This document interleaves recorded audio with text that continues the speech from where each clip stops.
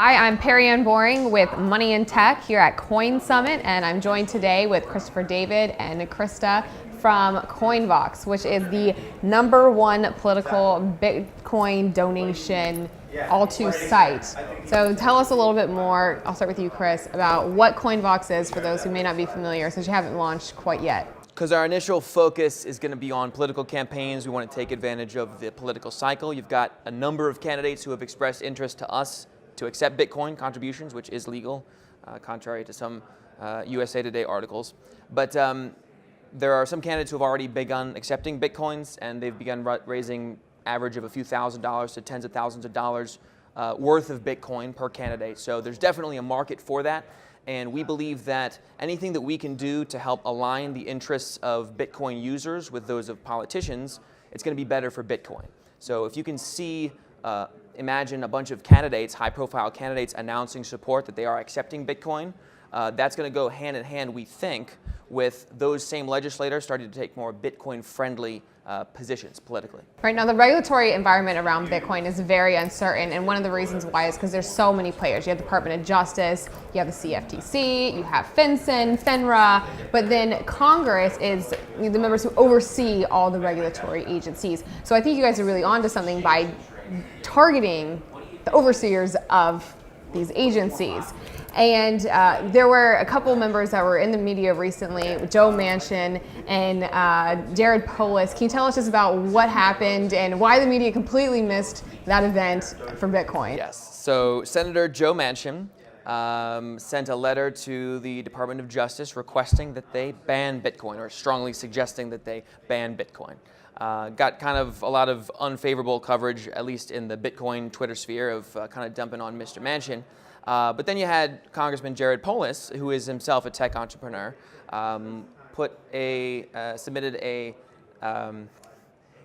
parody letter to the DOJ requesting that they ban the US dollar, because the US dollar, cash, is used in all sorts of illicit transactions, and it powers X% of the world's drug trade and all these terrible things.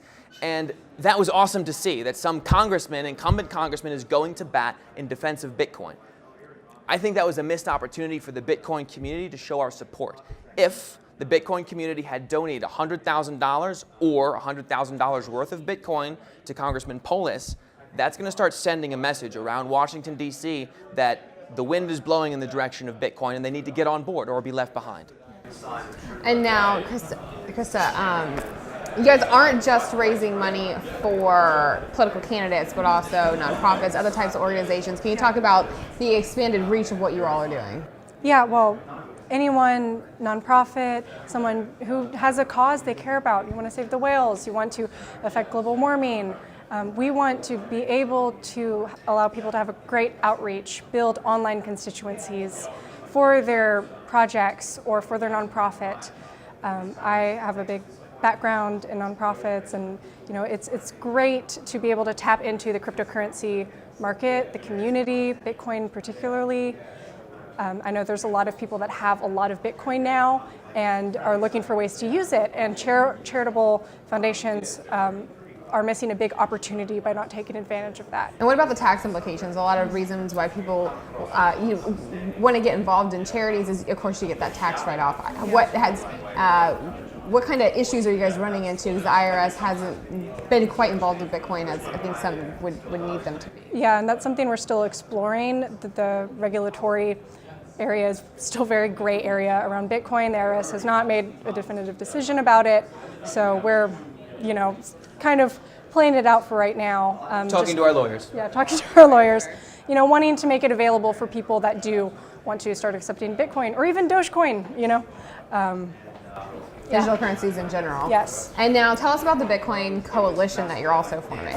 So we have been kind of bouncing this idea around people in the Bitcoin space over a number of events over the past month that we've been to, and we make the point that we need this kind of political center of gravity, that any campaign manager, any political consultant, any candidate is going to look to this website, this organization, and see that there are hundreds, if not thousands, of volunteers potentially who will volunteer for pro-Bitcoin campaigns. There's a donor base that if this coalition endorses this candidate or highlights their involvement or pro-Bitcoin stance, that they'll be able to raise money for that. You're just kind of really playing on the kind of carrot and stick approach that politicians are used to responding to. The Bitcoin community, if it gets a little bit more organized, it could be very powerful in getting the Bitcoin to be adopted and getting favorable regulations passed. And I think that also once you start seeing high-profile incumbents, elected officials, candidates begin to announce that they are accepting Bitcoin, the price is going to go up. So that's good for everybody. Now, Washington is a very polarizing place, and Bitcoin can be polarizing as well. What types of candidates are you seeing that are in support of Bitcoin, or at least expressing interest in Bitcoin? Are these all over the political spectrum? Are they targeting one area? What do you see? I'd say your lowercase l libertarians and your progressives have expressed the most interest in this.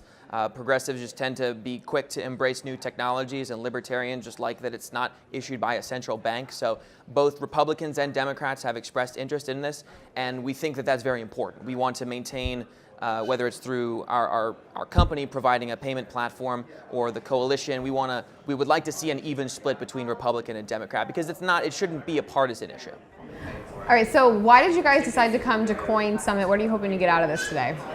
When we looked at the speakers list, we were like, oh my God, everybody in Bitcoin is going to be there, and all the heads of all these inventors of currencies are flying into town, and a bunch of venture capitalists, because we are currently raising money for CoinVox. We want to make as big of a splash in the 2014 and 2016 political cycles as we can, and really put this, the company and the coalition that we're talking about on a position of growth. So there's a lot of people here, and we've had some very productive conversations so far. There's a lot of interest in exploring the political, regulatory, and compliance side of things, and we're offering a path to do that. And Christa, who's your favorite speaker so far that you've seen? I loved listening to Marc Andreessen speak, especially. He also brushed on the Manchin and Polis argument, and I think that's something we're grappling with, and trying to reach out into the congressional sphere and political sphere.